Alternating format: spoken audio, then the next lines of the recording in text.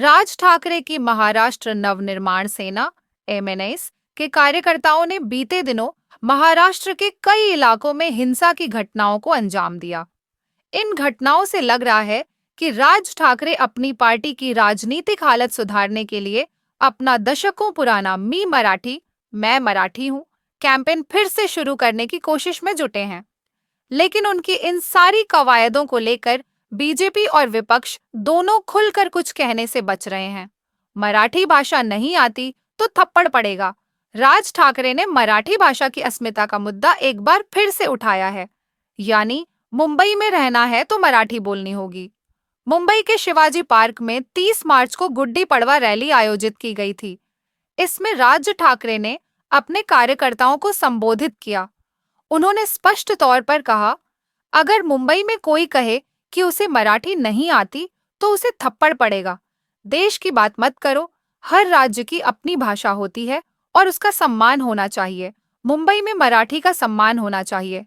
राज ठाकरे ने अपने कार्यकर्ताओं को कहा कि वे हर बैंक, हर दफ्तर में जाकर चेक करें कि वहां मराठी भाषा का इस्तेमाल हो रहा है या नहीं। एमएनएस चीफ ने कहा, सब लोग मराठी के लिए मजबूती से खड़े हों। तमिलनाडु को देखो, उसने हिंदी को न कहने की हिम्मत दिखाई। केरल ने भी ऐसा ही किया। क्या एमएनएस को बीजेपी का समर्थन हासिल है? राज ठाकरे के इस आह्वान को लेकर सियासी हलकों में खुलकर कुछ नहीं कहा जा रहा। इंडियन एक्सप्रेस की रिपोर्ट के मुताबिक महाराष्ट्र की सत्ता में काबिज महायुति गठबंधन और विपक्षी गठबंधन महाविकास अघाड़ी एमवीए ने इन घटनाओं का खुलकर विरोध नहीं किया। देवेंद्र फडणवीस महाराष्ट्र में मुख्यमंत्री होने के अलावा गृह मंत्रालय का भी जिम्मा भी संभालते हैं। उन्होंने 2 अप्रैल को इस मुद्दे पर सधी हुई प्रतिक्रिया दी। कहा, महाराष्ट्र में मराठी की मांग करना गलत नहीं है।